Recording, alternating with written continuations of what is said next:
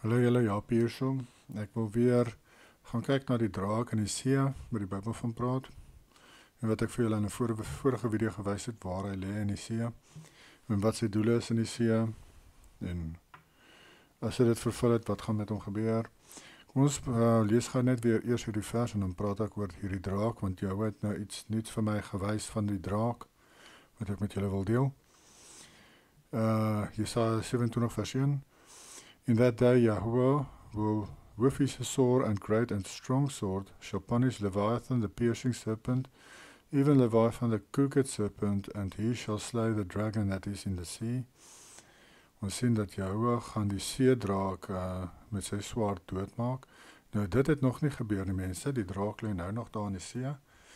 As ons kyk na 2 Esdras 13, dan sien ons die draak lê daar al vir baie generasies daar in die see. En ons kan sien in die Bybel, wanneer gaan hierdie draak sy verskyning maak. Die Bybel praat van die Gog van Magog oorlog, wat nou binnekort gaan gebeur. Ons leef in die tyd van die Gog en Magog oorlog mense, ons wag nie vir 'n groot verdrukking nie. Dit het al lank al gebeur in 70 na Christus. Die 1000-jarige vrederyk is al verby, ons is in die kort seisoen van misleiding van Openbaring 20. Nou in hierdie seisoen is daar 'n tweede Exodus waar die wit Christene, soos wat Nicolaas van Rensburg gesien het, by mekaar kom in Suid-Afrika, en dan is daar ook die slag van Gog van Magog. En deel van daardie slag, van daardie oorlog, gaan wees hierdie draak wat sy kop in die see uitsteek, en daardie nasies verbrand met vuur. Net soos die Bybel sê. Dus gaan kyk maar Esegiel 38. En dan ook Openbaring 20 noem dit ook.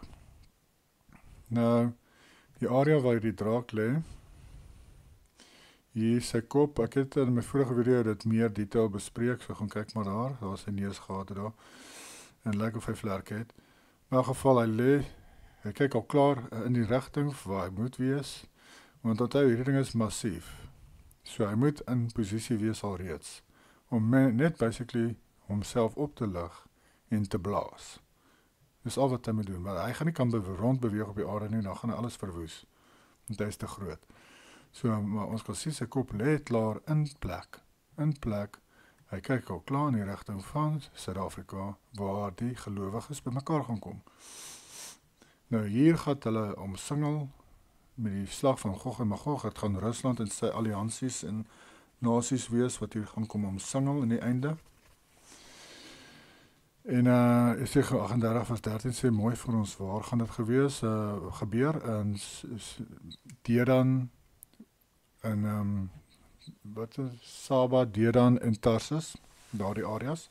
Nou ek het in my video's ook vir julle al gewys, waar is daar die plekke. Dit is Zimbabwe, Mozambique en Suid-Afrika. Daar die vers praat spesifiek van daar die plekke, want hulle het baie goud. En Zimbabwe en Suid-Afrika veral. Maar ek dink ons gaan dan al reeds in Namibië en Botswana ook ingepalm het. Ons gaan maar so opbeweeg soos Nicolaas van Rensburg gesien het, tot by die ewenaar. En ek wys ook vir julle in my video's hoekom tot by die ewenaar, want dit is waar Kanaan is. Ons gaan die oorspronklike Kanaan gebied weer terugvat. Dis hoekom ons tot by die ewenaar gaan terugvat. Maar met die slag van Gog en Magog gaan ons ten minste Mozambique, Zimbabwe alreeds deel van ons land wees, van die kamp van die gelowiges. Ek glo Joshua gaan hierdie area beskerm. Hy het 'n vleiende stad, ek wys dit in video's, in my video's wys ek vir julle, in ekstra Bybelse boeke praat daarvan. Die Bybel praat ook van die vleiende stad van Nuwe Jerusalem, en dat Joshua gaan bo Suid-Afrika wees, op sy vleiende stad glo ek, want dit is deel van die slag van Gog en Magog. Dit gaan soos Avengers Endgame wees. Gaan kyk daar die laaste oorlog daarso. Dit gaan in die lug plaasvind en op die grond. En dan gaan hierdie draak se kop oplig en hulle almal verbrand hierso, en Joshua gaan verhoed dat hierdie mense op land verbrand word, want as hy blaas gaan mos alles verbrand. Maar Joshua gaan verhoed dat ons mense op land nie verbrand gaan word nie. Nou dit klink bo menslik hierdie goed, maar mense, dis maar wat die Bybel van praat, so Mense moet dit maar vat soos dit is. Mense wil altyd alles sê, nee, dis metafoor, nee, dit is net beeldspraak, nee, dis net partykeer is dit maar ook net reguit so. Dan gaan dit maar net so gebeur. Gaan kyk maar gerus hierdie video want dis spesifiek waaroor ek praat eintlik. Ek het 'n video gekyk oor die verskillende klanke wat in die see was, wat verskriklik hard was, wat hulle nie weet. Do you love playing Candy Crush? Microsoft Rewards has a fun way. Pause van dit daar. Hierdie video. Microphones. Hydrophones wat hulle onder die see het. Dis die ou Joe Scott video by MSN. As julle dit wil gaan kyk, the loudest underwater sound ever recorded. And scientists still can't explain it. Wel, ek verduidelik dit vir julle vandag. Dit is die see draak wat dit veroorsaak. Nou hierdie klanke is in die Pacific area. Ek wys julle waar in die Pacific.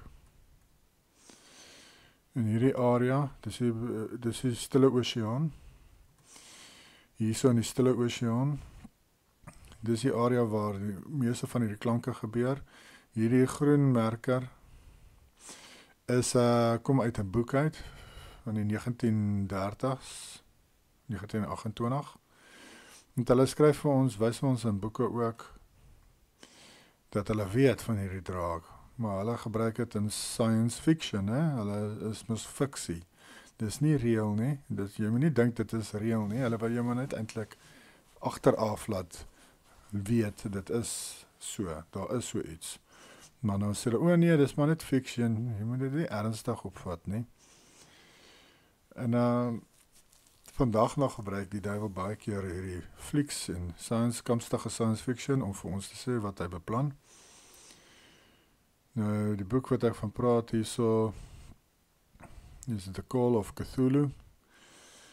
En dit is in 1928 geskryf, daar is hy, datum, Februarie. Nou, dit is van 'n seemonster wat daar opstaan uit die see uit. En vat 'n raai, waar staan hierdie seemonster op? Volgens die boek, dis die spesifieke plek waar hy gaan opstaan. Nou, waar lê daai draakie, mense? Presies dieselfde plek. Daar lê die draak. Hier is sy lyf. Sy lyf is hierso, waar hy gemerker is. En volgens hulle, en volgens die boek nou, staan hierdie seemonster nou daar op. Uit die see uit, en hy het ook vlerke, net soos 'n seedraak. En hier is 'n prentjie van die boek, wat hulle nou wil wys, hoe lyk hy as hy uit die see uit opstaan, met sy vlerke, en daar is nog 'n prentjie, The Call of Cthulhu, van H.P. Lovecraft. So julle kan sien, die duiwel laat weet die mense van hierdie goed, maar mense dink mos is maar altyd maar net stories. En dit word deurgegee as maar net 'n storie, dat mense dit nou nie te ernstig opvat nie. En dan 'n ander boek is The Kraken. Die Kraken is ook 'n verwysing na hierdie draak in die see. Dit is 'n gedig in 1830 geskryf, gepubliseer. Ek wil net hierdie laaste stukkie lees van hierdie, ek gaan nie die hele ding lees nie, dit is nogal interessante Engels hierdie. Winner with giant arms, a slumbering green, there have he lain for ages and will lie, battening upon huge sea worms in his sleep. Die sê dat hy vir baie eras lê hy daar onder die see, net soos wat ons lees in 2 Esdras 13, dat hy vir baie generasies daar onder die see lê. En dan sê dit hier so, until the latter fire shall heat the deep. So, hoe hy wakker gemaak gaan word, gaan die see gaan warmer word, en ons sien hoe die see is besig om warmer te word nou. So, een of ander tyd gaan hy wakker word, die draak, want die see gaan warm genoeg word. Hy lê nou in stasis daarso, net soos wat krokodille maar doen, met net sy neus steek uit, soos wat krokodille ook doen, as die water ys, dan steek die krokodil se neus net so bo die wateroppervlak uit. Nou hierdie draak doen dieselfde. Nou as die water warm genoeg word, dan gaan hy uit stasis uitkom. And then once by man and angels to be seen, En dan gaan hy opstaan, mense, en dan gaan die mense hom kan sien. In roaring he shall rise and on the surface die. So hy gaan opstaan, groot geraas maak, hy gaan ook sy vuur blaas, soos wat ek vir julle gesê het, en die Bybel sê, en dan gaan Jahwe hom doodmaak met sy swaard, soos ons gelees het in Jesaja 27 vers 1. Mense, hierdie goed is amazing, dit is regtig, asemrowend. En dan hierdie gedig verduidelik het vir ons baie goed, en dit is geskryf in 1830. Hulle weet van daardie ding, mense. Die duiwel en sy gesandte weet van hierdie draak in die see. Maar hulle gaan nie vir jou sê dis dit nie. Dieselfde met hierdie klanke, hierdie geluid wat hulle gehoor het, wat so die hardste geluid ooit, het 5000 kilometer ver getravel onder die see. So hard was dit. En hulle Kapsdag weet nie wat dit is nie. Ek dink hulle weet wat dit is, maar hulle gaan nie vir ons sê wat dit is nie. Hulle gaan nie vir ons sê, ja, daar is 'n seemonster onder die see. Maar hulle sê dit vir ons in boeke, ja, soos hierdie boek, Cthulhu, en hierdie kraken, ja, nee, hulle sê eintlik vir ons. Soos gesê, dis die plek volgens die boek waar hy gaan opstaan, en dis presies die plek ook op Google Earth, waar ons kan sien waar hy lê.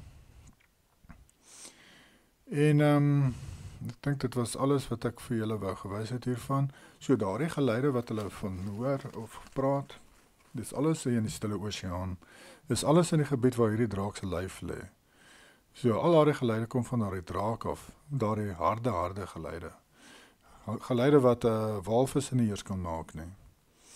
Want net iets baie groter as walvisse maak daardie geluid. Maar ja, dan wil hulle sê, dis stukke ys wat afbreek, of allerhande stories opmaak partykeer. Maar ons weet wat dit is. En ons weet hoekom dit gebeur. Daardie dinge is ook maar besig om sy bewegings te maak. Soos ek 'n vorige video vir julle gewys het, hy veroorsaak klein tsunamies alreeds, net met 'n bietjie bewegings wat hy doen. En die tsunamies